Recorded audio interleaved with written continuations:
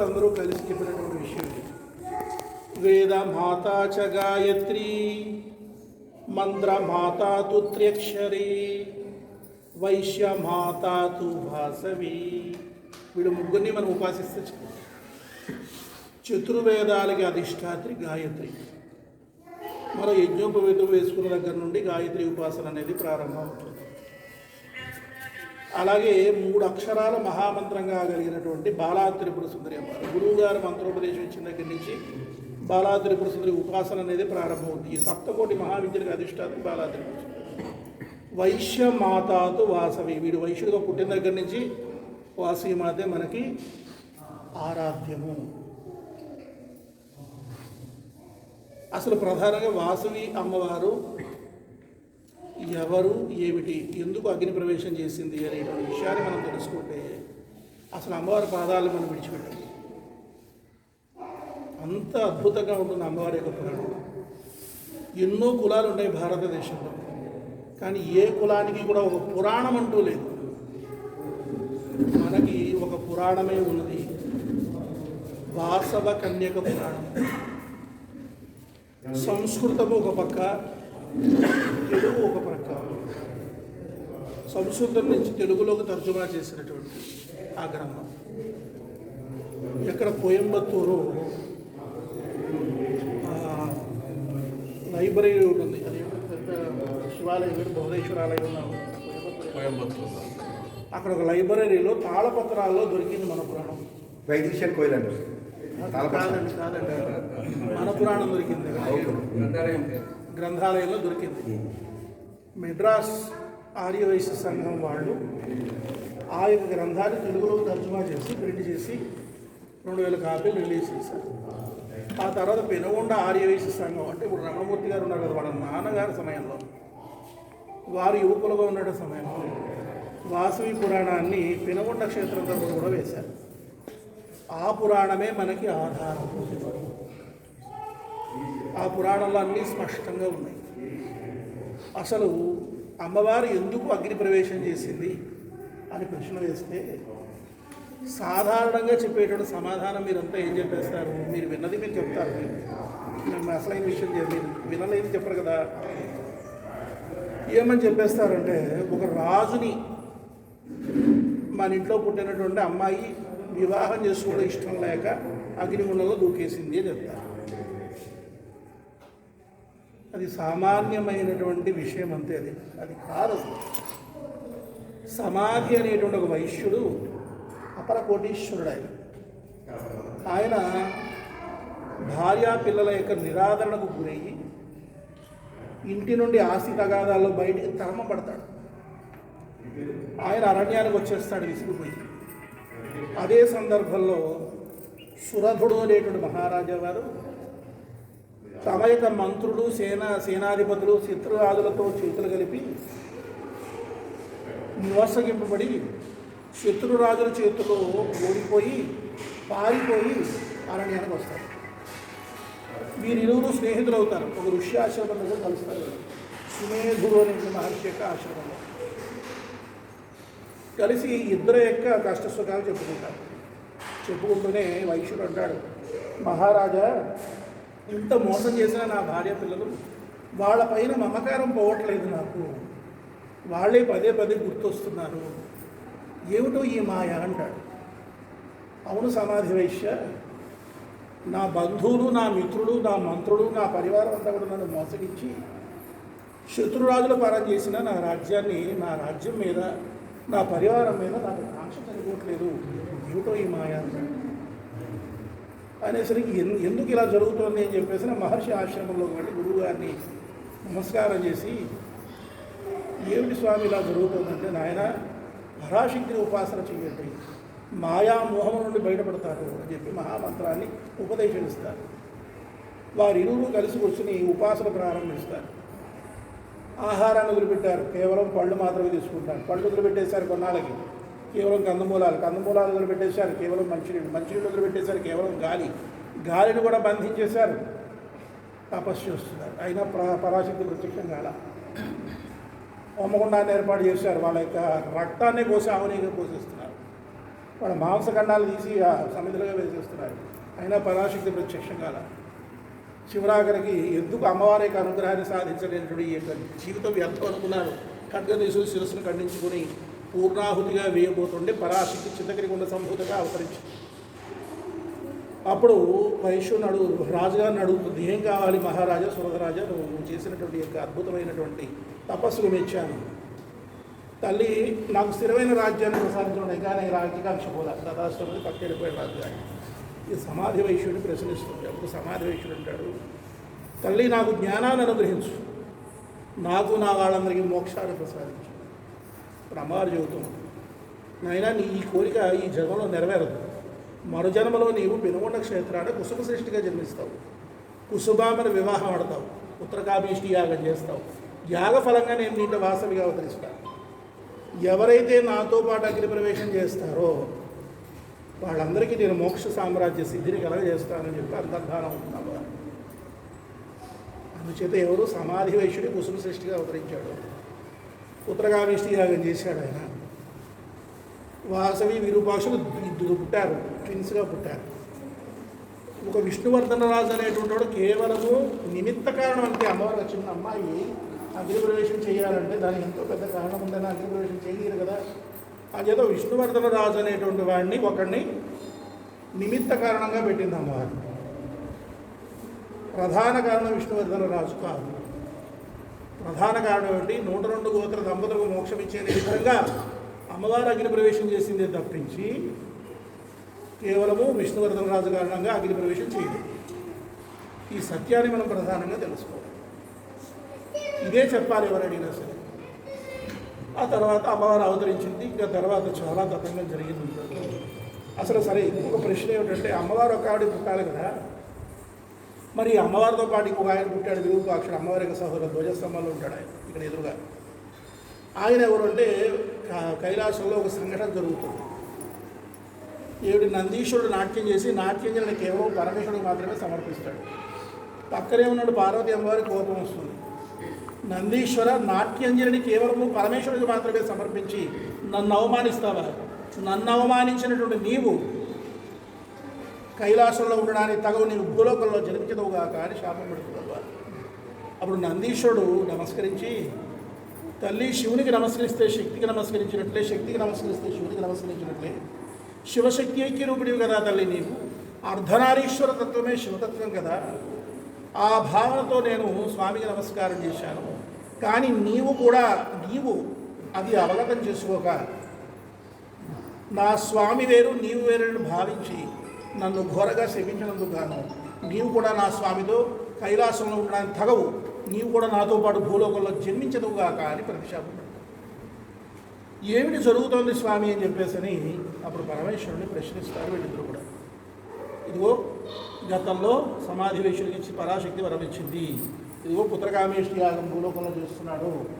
పరాశక్తి యొక్క సత్యంశము నీవు గనక పరాశక్తి ప్రతినిధిగా నీవు వాసవిగా భూలోకంలో అవతరించాల్సిన సమయం ఆసనమైంది. నీ ఒకతిని పంపించిన ఇష్టం లేక ఈ లీలను ప్రదర్శించాను. నందీశ్వర పార్వతిని వాసవి విరూపాక్షులుగా అవతరించారు. ఇక ఆ తర్వాత ఘట్టం ఎంతో చాలా విశేషం ఉంది. అమ్మవారి అవతారానికి ముందు, అమ్మవారి అవతారం తర్వాత, అమ్మవారి అగ్ని ప్రవేశానంతరం 3 భాగాలు పురాణం.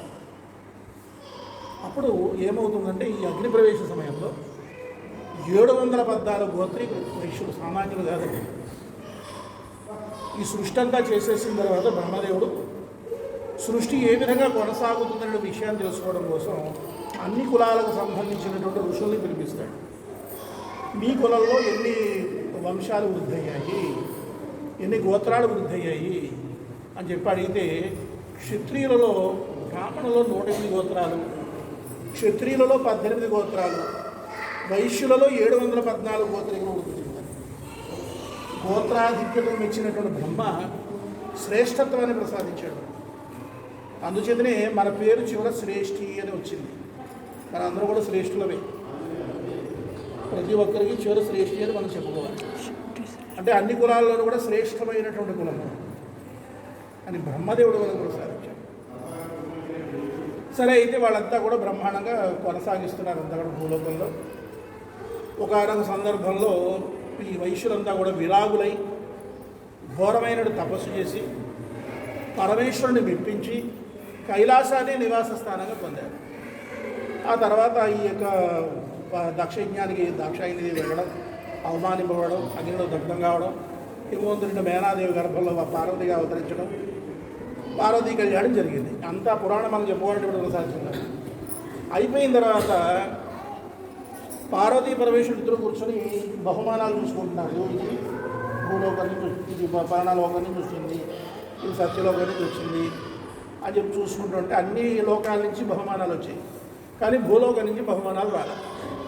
దేవేంద్రుడు పిలిచి, ఇంద్ర ఎందుకు భూలోకం నుంచి బహుమానాలు రాలేదంటే, సర్వాలు సంబరాలు దాన ధర్మాది గుణాలు కలిగినటువంటి వైశ్య పుంగులందరూ నీ దగ్గర కూర్చున్నారయ్యా, వైశ్యులైన భూలోకం వెలవెలపోతుంది, అందుచేత నీకు బహుమానాలు రాలేదు అని చెప్పేసి చెప్పడంతో పిలిచి భూలోకానికి వెళ్ళి మీరు అక్కడ సంతతిని నిలబండి అని చెప్పేసి పరమేశ్వరుడు ఆదేశిస్తాడు.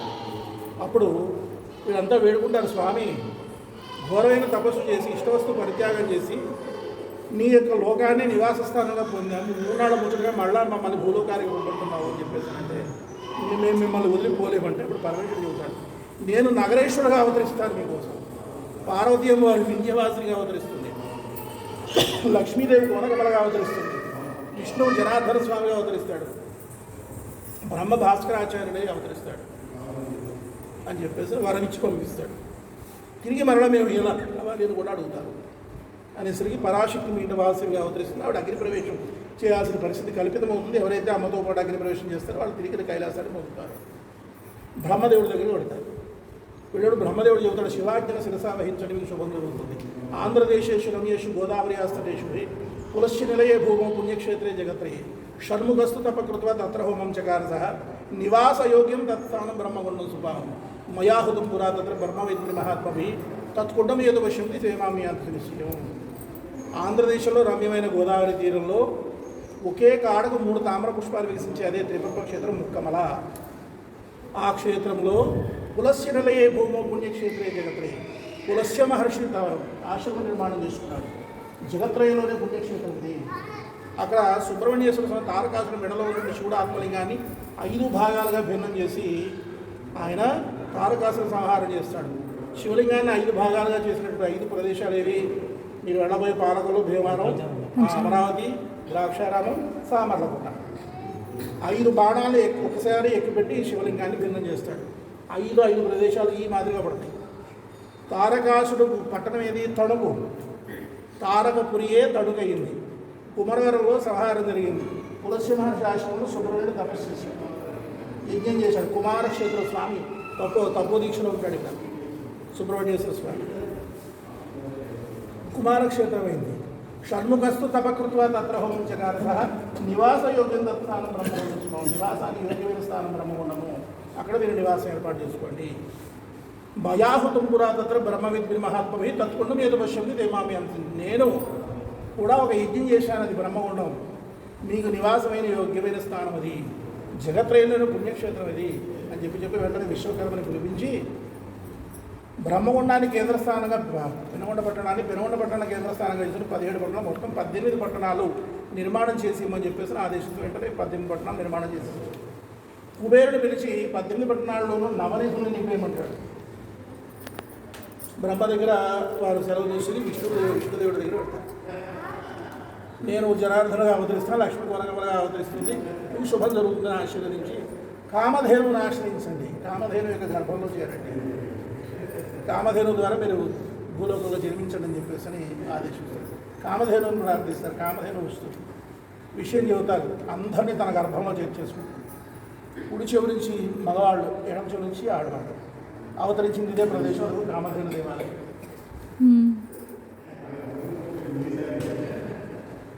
గోగర్భం నుంచి అవతరించాక గోమట్లని కోమట్లని మనం పిలువబడుతున్నాం. ఇక తర్వాత భాస్కరాచార్యుల వారు, మన కులగురు ఎవరు? భాస్కరాచార్యులు. ఆదిగురు ఎవరు? అపరార్క మహర్షుడు. ఆర్యవైశ్యుడు గురు పరంపర ఉంది. ఆ గురు పరంపర నృత్యం చెప్పుకోవాలి. చతురానన సమారంభం అపరార్క ముని మధ్యమం అస్మదాచార్య పర్యంతం నమామి గురు పరంపర. ఆదిగురు ఎవరు? బ్రహ్మ. మనకు విధి విధానాలన్నీ కూడా పురాణిక ధర్మాలని చెప్పింది బ్రహ్మదేవుడు.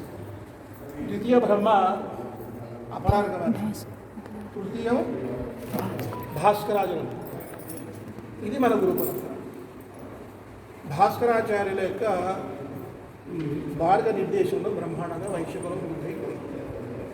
ఈలోగా సంతానం లేదని చెప్పి పుత్రకామేష చేయడము, గర్భం నిలవడము, వాసవి రూపాక్షలు అవతరించడము, అనతి కాలంలో బ్రహ్మాండంగా విద్యావంతులు అయిపోవడము, విష్ణువర్ధన్ రాజు రావడము, ఈ అమ్మాయిని నేను వివాహం చేస్తున్నాను పట్టుబట్టడం, పెనోడ పట్టణం అంతా కూడా సైనికులు మోహరించేశాడు ఆయన.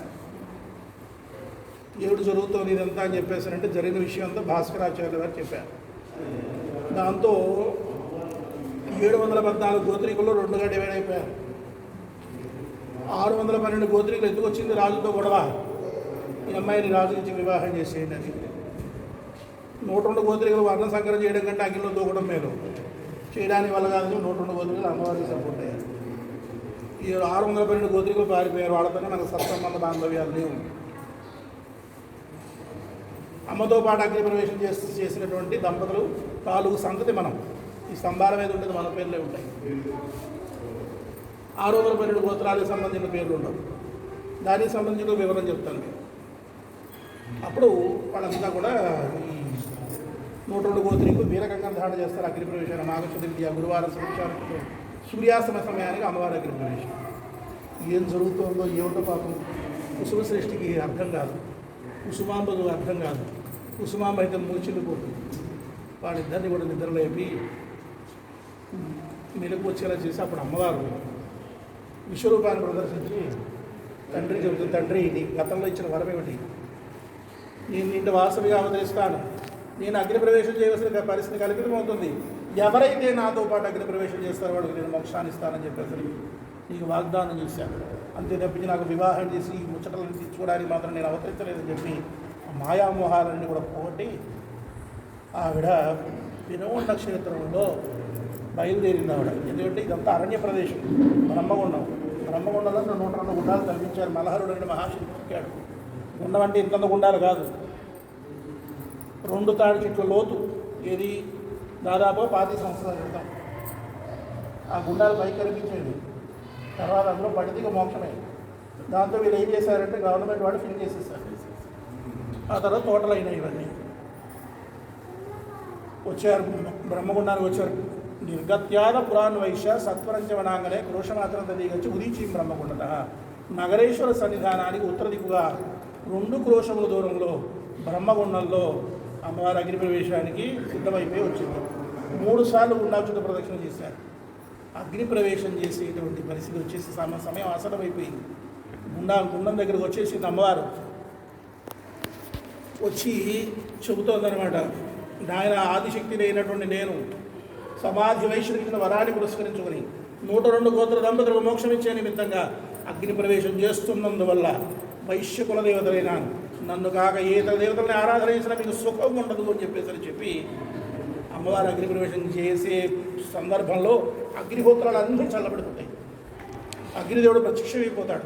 అమ్మ చంద్ర సూర్యాగ్నిలోచన, చంద్రుడు అగ్ని, సూర్యుడు నేత్రాలు కలిగినట్టు నీవు నీ యొక్క అగ్నినేత్రంలో అణుమాత్రలో కణమాత్రలో ఏ విధంగా నిన్ను దహనం చేయడానికి శక్తివంతుడు నేను, పుణ్యాత్మైన వైశ్యకులను ఏ విధంగా నేను దహనం చేస్తాను, దగ్ధం చేస్తాను, నాకు చేత కాదండి. ఇదంతా నా ఆదేశానుసారంగా జరుగుతోంది అగ్నిదేవా అని చెప్పి ఆదేశిస్తే మరలా జ్వాలలన్నీ కూడా ప్రసరిస్తాయి. అప్పుడు అగ్నిలో ప్రవేశం చేసే ముందు అమ్మవారు ఎన్నో ధర్మాలు మనకు బోధిస్తుంది. పూజామందిరంలో ప్రధాన స్థానంలో నన్ను నిలిపి ఆరాధన చేయండి, కృషి వాణిజ్యం గోసంరక్షణ కొనసాగించండి, ధర్మాలన్నీ పాటించండి, వేద పాలన చేయండి, దాన ధర్మాలు చేయండి, దేవాలయాలు పునర్నిర్మాణాలు చేయండి, దేవాలయాలు కట్టండి, బ్రాహ్మణ్యాన్ని పోషించండి, ఇన్ని గురువుని గౌరవించండి అని చెప్పి అగ్ని ప్రవేశం చేశాడు. పిల్లలంతా అడుగుతారు, అమ్మ నీతో పాటు అగ్ని ప్రవేశం చేస్తున్నటువంటి ఈ 102 గోత్ర దంపతులైన మోక్షం మిగిలిన మాకెట్లా తల్లి మోక్షం అని చెప్పేసి ప్రశ్నించినప్పుడు అప్పుడు అమ్మవారు చెబుతుంది, తత్పుండం ఏదో పశ్యంతి తేమామి అంత నిశ్చయం. ఎవరైతే నాతో పాటు అగ్నిగుండ ప్రవేశం చేస్తున్నారో వాళ్ళందరికీ నేను మోక్షాన్ని ఇస్తున్నాను కదా. నేను అగ్ని ప్రవేశం చేసిన ఈ గుండాన్ని జీవితంలో ఖమారు ఎవరైతే దర్శిస్తారో వాళ్ళకి నేను మోక్ష సామ్రాజ్య సిద్ధిని ప్రసాదిస్తారు. ప్రతి మాఘమాసం శుద్ధ విధి నాడు సూర్యాస్తమయ సమయంలో మన ముక్కామల అమ్మవారి గర్భాలయంలో అగ్నిగుండం ఉంటుంది. ఆ అగ్నిగుండాన్ని గంట సేపు ప్రజ్వలన చేస్తాం, హోమం చేస్తాం. ఆ గుండాన్ని జీవితంలో కుమారు ఎవరైతే దర్శిస్తారో వాళ్ళకి మోక్షం కలుగుతుంది.